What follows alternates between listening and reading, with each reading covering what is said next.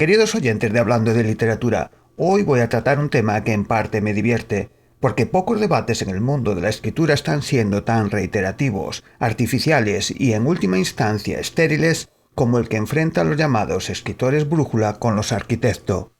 Así que voy a intentar aportar un poco de paz y sosiego a esta guerra. ¡Empezamos!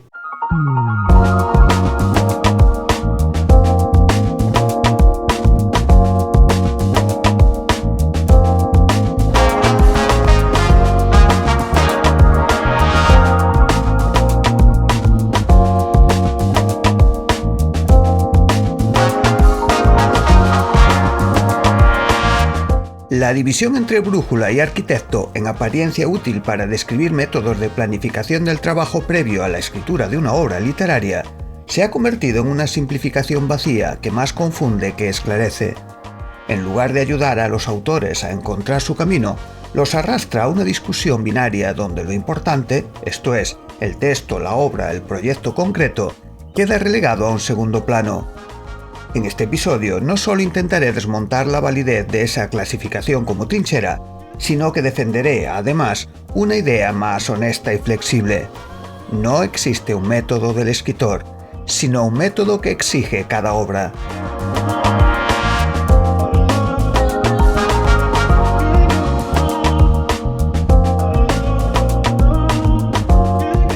La clasificación en sí no tiene un origen remoto ni una raíz teórica de calado. Se popularizó a partir de una entrevista a George R.R. Martin en los años 2000, en la que el autor de Juego de Tronos usaba una metáfora para describir la diferencia entre escritores que planifican todo con antelación, los arquitectos, y aquellos que prefieren descubrir la historia sobre la marcha, los jardineros, luego llamados brújula. Lo que Martin describía no era más que su forma de trabajar, puesta en contraste con otros estilos que conocía. Sin embargo, el mercado editorial, los talleres literarios y, sobre todo, Internet, hicieron de esa metáfora una clasificación, de la clasificación un dogma y del dogma una identidad que muchos escritores noveles abrazan con entusiasmo ingenuo, aunque preferiría decir rayano en la estupidez.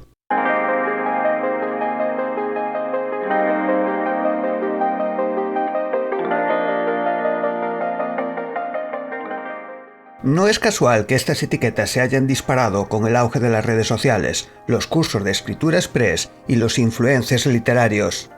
Clasificar es fácil, cómodo, vende o lo pretende. No requiere matices ni reflexión. Basta con hacer un test de qué tipo de escritor eres y adoptar el resultado con la seriedad de quien se cree su horóscopo del día. Una estupidez entretenida convertida en dogma. Lo problemático no es que haya gente que encuentre útil saber que tiende más a planificar o a improvisar. Lo problemático es que esa clasificación se presente como una herramienta definitiva, como una decisión estética o incluso ideológica, cuando no lo es.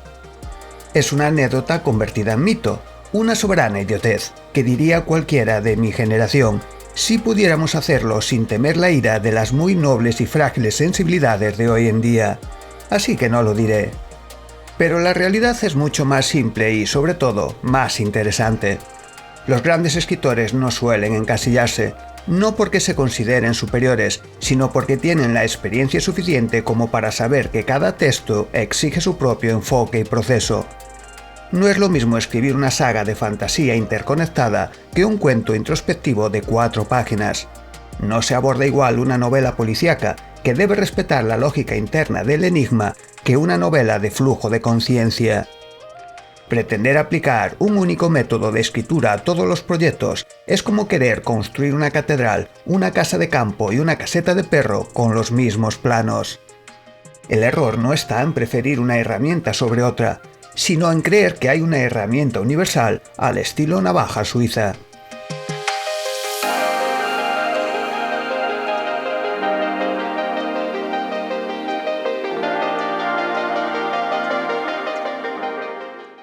El escritor honesto no se pregunta si es brújula o arquitecto, sino qué requiere la historia que está por escribir.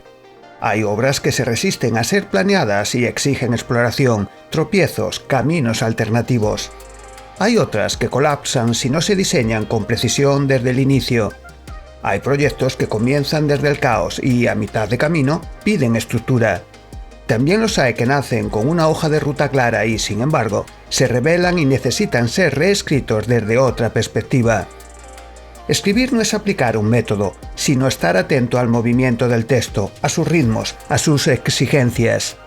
El método nace de la exigencia de cada trabajo, no del autor.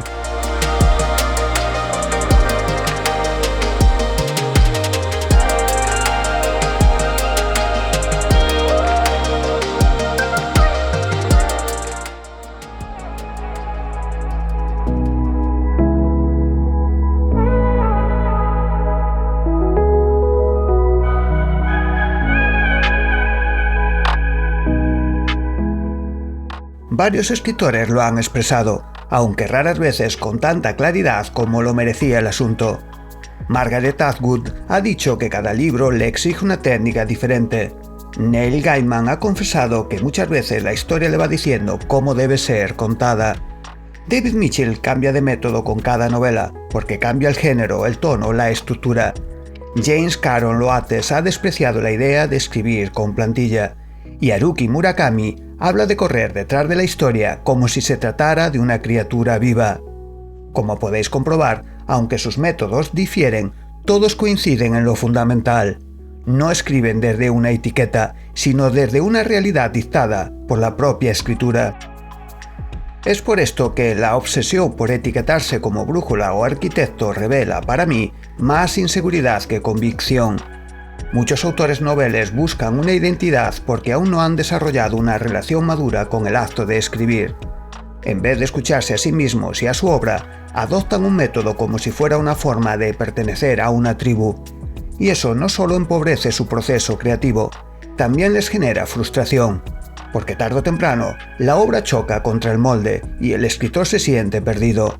No porque esté fallando, que también, sino porque está usando la herramienta equivocada para el trabajo en cuestión.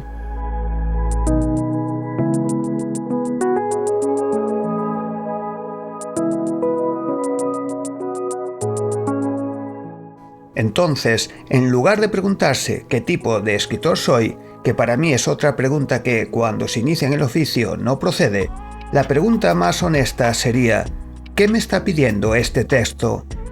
Puede que pida estructura, puede que pida libertad, puede que pida ambas cosas en distintas fases, puede incluso que no se deje escribir, y está bien, porque la escritura no es un método sino una relación, y como toda relación, está sujeta al cambio, al descubrimiento, a la contradicción, y a que pase de ti y te mande a la mierda.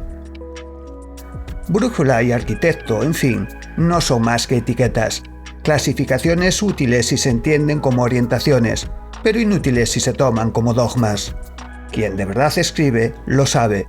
El texto manda. Y a veces, ni siquiera él.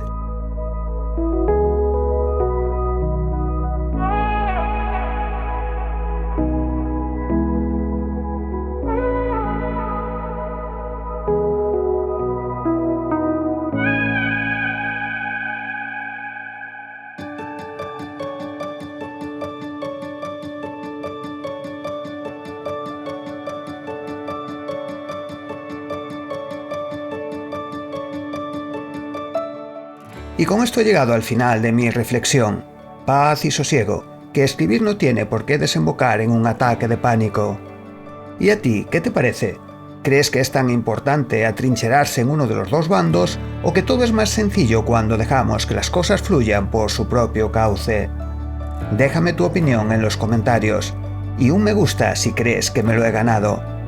Esto es Hablando de Literatura, en Spreaker y Spotify. Puedes seguirme en ambas plataformas, pero solo en Spreaker podrás encontrar contenido en exclusiva y más cositas. En la descripción del episodio te lo explico. Hasta el próximo episodio.